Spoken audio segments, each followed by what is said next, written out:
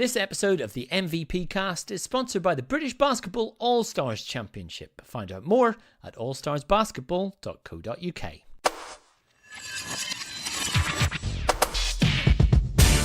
Winsberg pulls up for three, boom, knocks it down.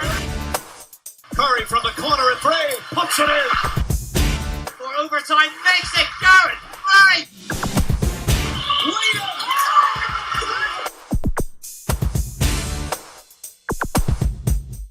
A warm welcome to the MVP Cast from myself, Mark Woods. Thank you for listening in. And not only is the domestic season underway, but lots of the leading British players getting ready to feature abroad this term. One of them, our guest on this edition, born in Canada, schooled in the USA, captured, if that is the word, to play for Great Britain while making a name for herself, playing firstly in Ireland and now in Spain, where she'll turn out for Guernica in this season's Liga Femenina. She is, of course, Rachael Vanderwal. And Rachael, thank you so much for joining us.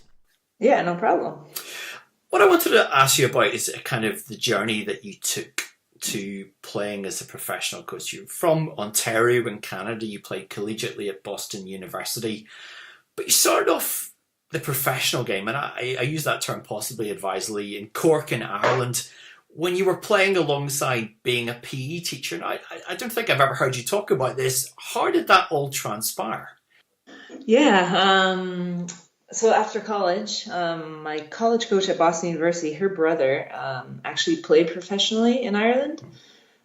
So I was actually traveling the summer after I graduated from Boston, and I got a phone call from my head coach saying, I know a few people in Ireland.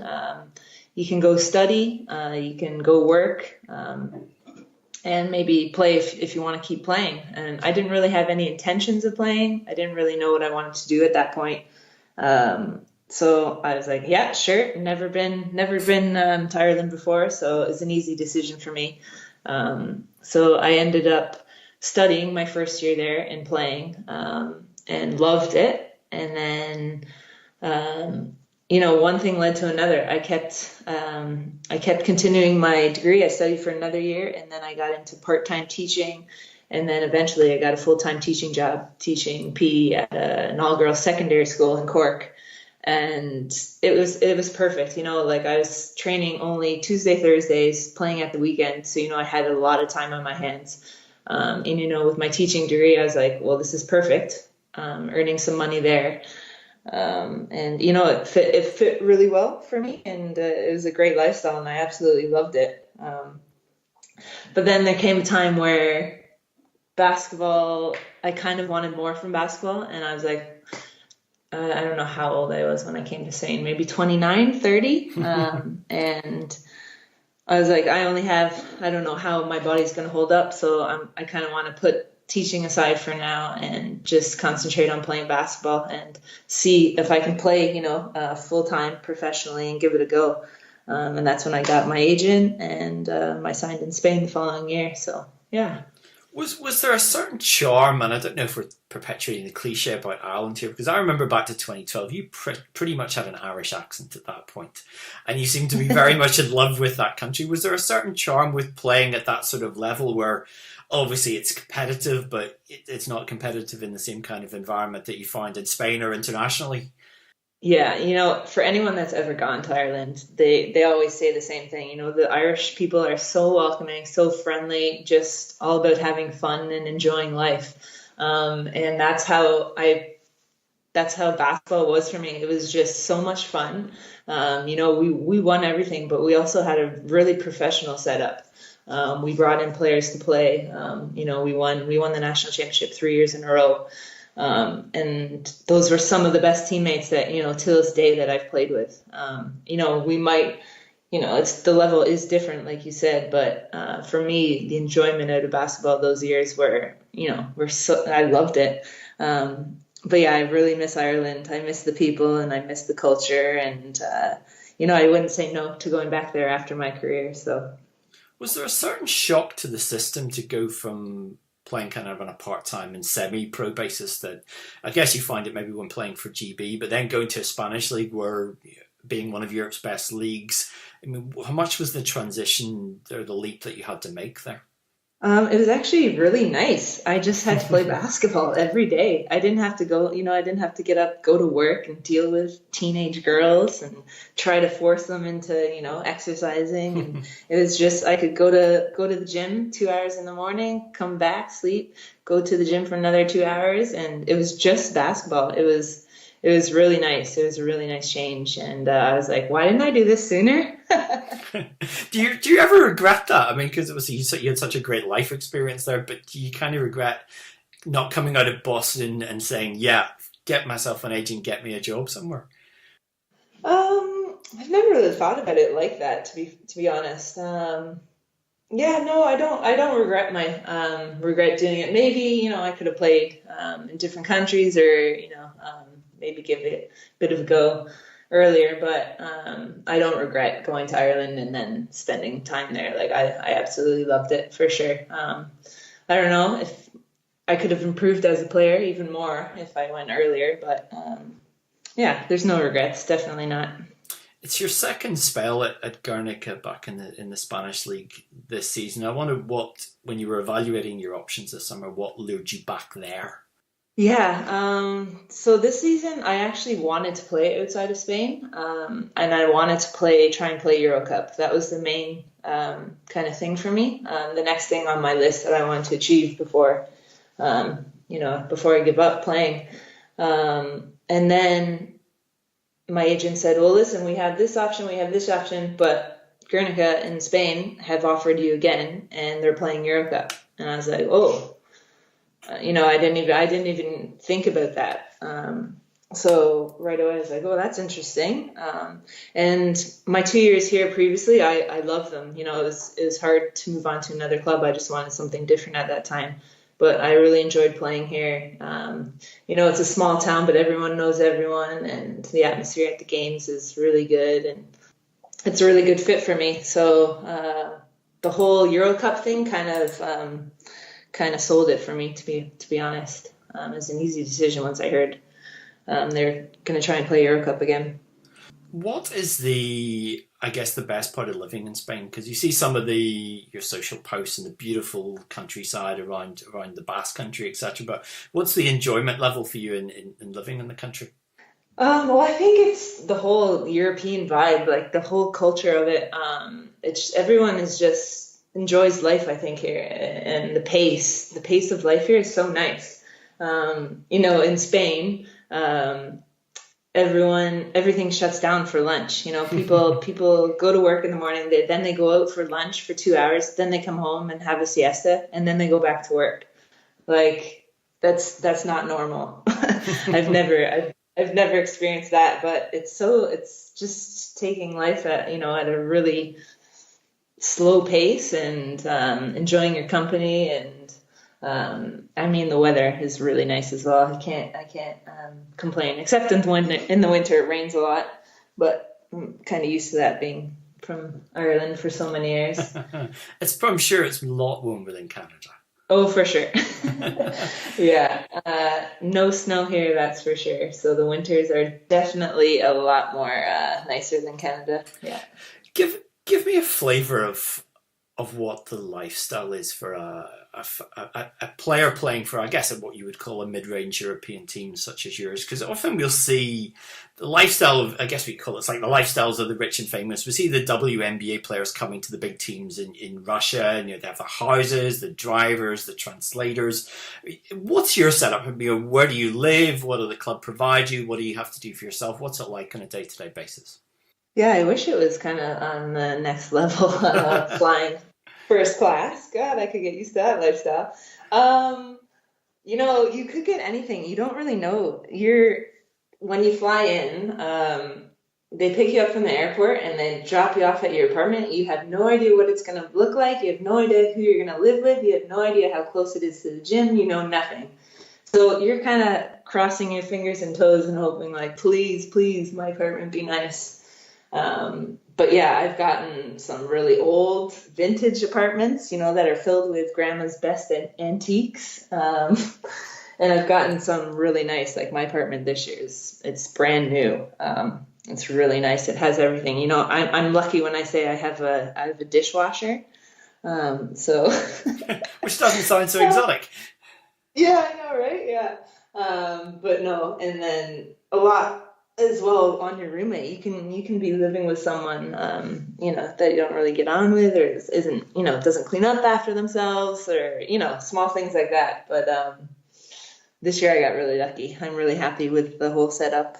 My apartment's maybe like a 20-minute walk from the gym, but we have a car. So we are sponsored by Audi, which is a really nice sponsor. So that's not usual for a mid-range club either. So we really lucked out with that one. So we have a car, so we just drive to the gym, drive back. But yeah, it's a small club, small community. There's nothing fancy about the gym. It's a really old school gym. They're still doing renovations every day to it, getting things ready for the season. We were supposed to do the beat test or the yo-yo test last week, and we came into the gym and the floor was covered with dust because the guys were still working on it. So coach is like, right, okay, go home. You can't do anything today. So, but yeah, locker rooms, so basic. They're probably worse than what my high school gym was like. But you don't really think about it. You just, I'm lucky to be here, and I'm lucky to be playing professionally, and, I work for, 5 hours a day. It's not a bad lifestyle at all. I mean, there's pros and cons, living away from family and partners and things like that.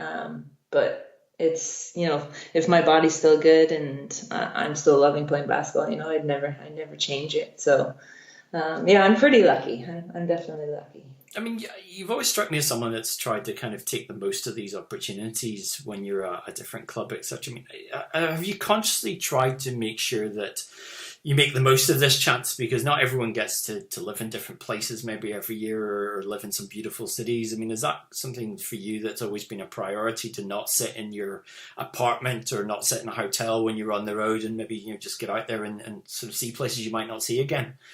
Oh, for sure. I love to travel. That's one of my hobbies for sure. I love seeing new things, going new places. Any day off, I'm always, texting our WhatsApp group. Okay, well, what are we doing today, guys? Let's go somewhere. And it's nice to actually have teammates and foreigners that want to do something as well. But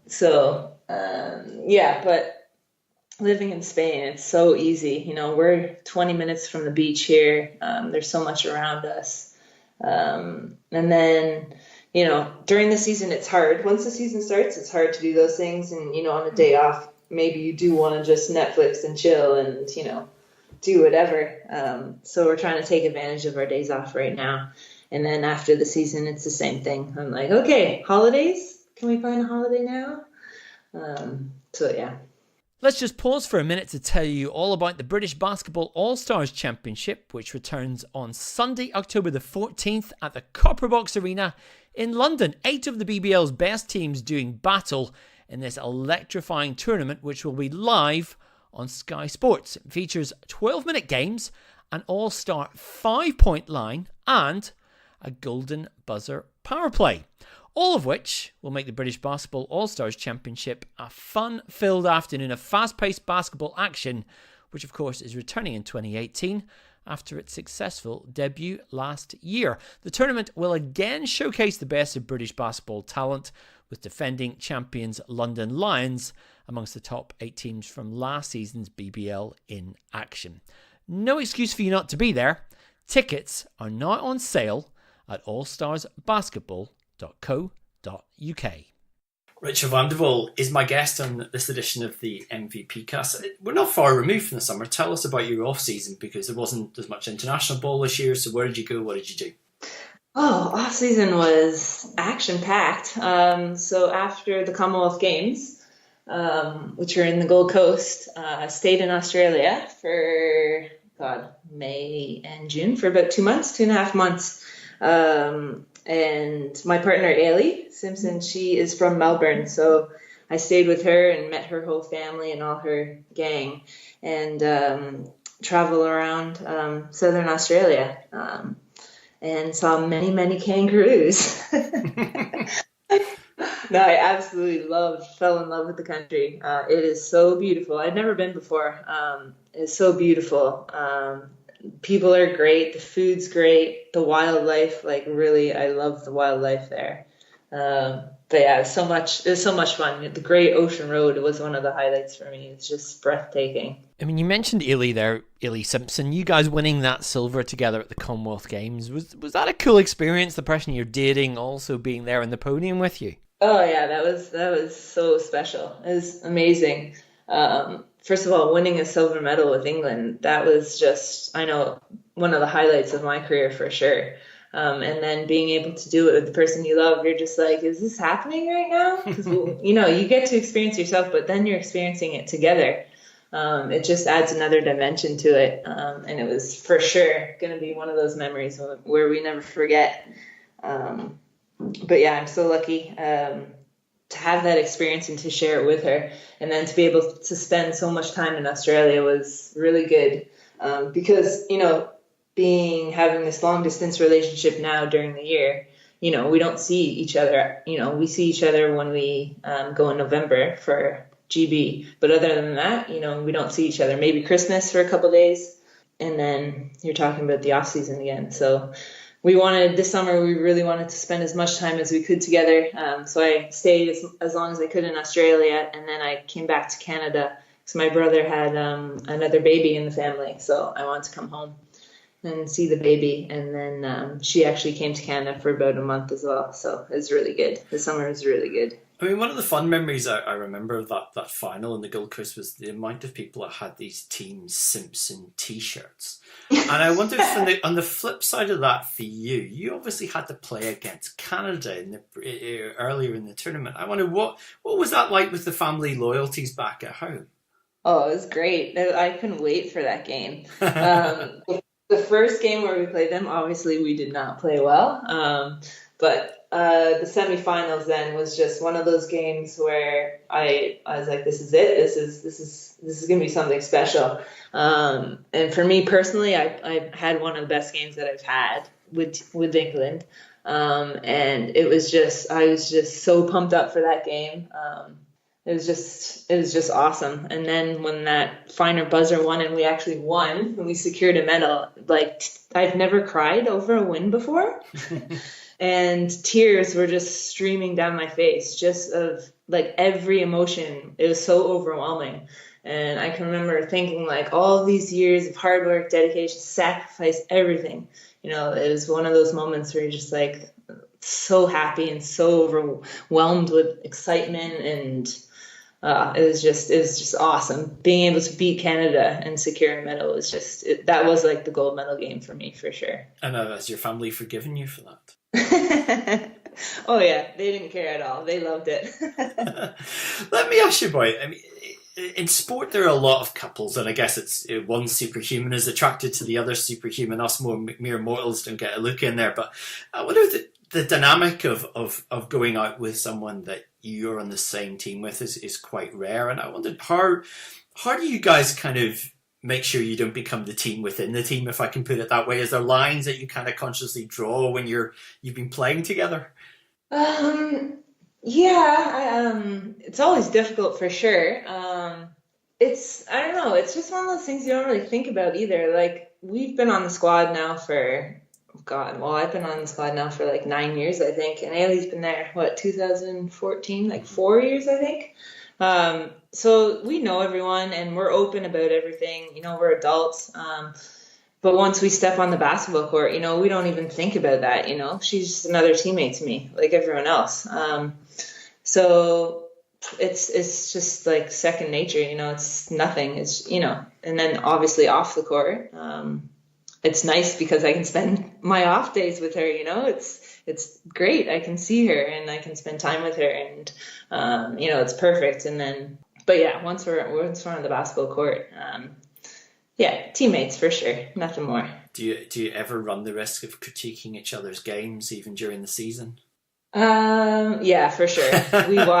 For sure. We watch each other's games as much as we can. I sent her the link from my last game there, the preseason game. I don't think she's watched it, but I always want to know what she thinks because she'll be honest with me for sure, which is always a good thing. We're competing at the same spot as well sometimes, so it's interesting. It can make for some interesting one-on-one battles, definitely. You mentioned, of course, that nieces and nephews back in Canada. Does it ever get any easier at the end of that summer on an emotional basis to leave that behind for 8 months? Oh God, it's horrible. It never gets. It's like it's getting harder for sure. Oh God, saying goodbye, tears all the time. And especially with the new baby at home, like I'm missing everything, and I don't get to go home for Christmas now again this year. So especially for him, like babies, they change so quickly and they go through so many stages. So I feel like I'm missing a lot there for sure, which makes it really hard. But yeah, my niece and nephew are like my own children. I love them so much, and that's why I try to spend as much time with them as I can in the summer. Taking them off, going for adventures, and just enjoying them because I know I won't get to do that during the year. FaceTimes just aren't the same. I was going to say, I mean, is that kind of the big downside, I guess, of this life, I guess, that you've chosen, is that you do get to be nomadic, I guess, during the season. I guess with the time difference, you can't always call when you want to. I mean, how tough does that get sometimes? Yeah, it's definitely draining for sure. It's definitely the biggest con with this lifestyle. Not being able to see my family or my partner every day, like it's definitely emotionally difficult. But then you get into the swing of things and things get busy and you kind of just go about, this is my job and this is what I'm here to do. And you kind of put that stuff aside. Because if you thought about it all the time, you'd be depressed. So, you go about my job and I play basketball and then hopefully I can see them every now and then on FaceTime. But we'll see what comes in the future, where I am, and what my next career will be. Hopefully it will be a little closer to home, so we'll see. Next career, have you thought at this stage of your playing career what the next career beyond this will be? Yeah, I've started to think about it for sure last year and this year. Definitely getting older. And I've just completed the FIBA timeout career program. And that was really interesting for me personally. It kind of gave me a different way to look at basketball, looking at basketball in a different view rather than as a player or as a coach, looking at how events are set up and run, all the things that go into, running a basketball club or running a basketball event. It's really opened my eyes to the other side of it. And it's kind of, I don't know, hit something where I'm like, oh, this could be interesting as a career path. So it's definitely got me thinking what I'm going to do, if that's going to be teaching, coaching, or going down a different path for sure. I've definitely thought about it. It's scary to think about though. Well, you want to take the opportunity to play, I guess, as long as you possibly can. Yeah, for sure. Definitely. While the body's still good and everything else is good, yeah, you gotta play for as long as you can. But other things come into it now, once you're with someone in a relationship and your family and everything else, that all plays a part. It's only so much, so much sacrifice that you want to make, and you might want to start doing other things, and things might become more of a priority now, you can say. So, yeah, we'll see. On the horizon, next summer's Eurobasket. The qualifiers will come up, of course, towards the end of the year. GB could sort of seal a place in next year's finals. Have you thought, you'll be 36 next summer. Do you kind of take these events in a little bit more now, knowing that you perhaps want to be at this one because there might not be another one? Does it create just that little bit more impetus this time around? Yeah, for sure. I can't wait for November. it's going to be huge for us. We've kind of we're on the up right now for sure. We're playing some really great basketball, and we have a full squad coming in. We're healthy. We have our big guns going to be there in November, so it's super exciting. And I think if we do qualify Eurobasket, we can make a statement there as well. And I know personally for me, I am getting older, and this is probably maybe it could possibly be my last major tournament. So it's definitely motivation to not only get there, but to do well. So it's going to be super exciting here for our national team. Yeah. What's it like, the dynamic between you and Steph Collins now? Because you guys have played together so many games, so many tournaments. When you get back together and you're kind of on a court, what's that chemistry like after so long now? Yeah, it's great. I mean, it's kind of like we don't ever leave. Like, I feel like it's like, oh, hi, Steph. It's time for us. It's like it feels like I just saw you yesterday. Like, me and Steph, we were roommates forever in GB. We were just always on the same page. Just had fun, and we're both kind of two quiet people, but like have similar interests, similar age, a lot in common. And then on the court, we always have had a really good relationship. I love playing with Steph. She's a great leader, and someone that I've looking up to, even though we're similar in age. But she's always been a super teammate, unbelievable captain, and I love Steph, and I always smile thinking about her and thinking about us on the court together. We've had so many memories on the basketball court together. And hopefully we can have some really good ones in November and June next year.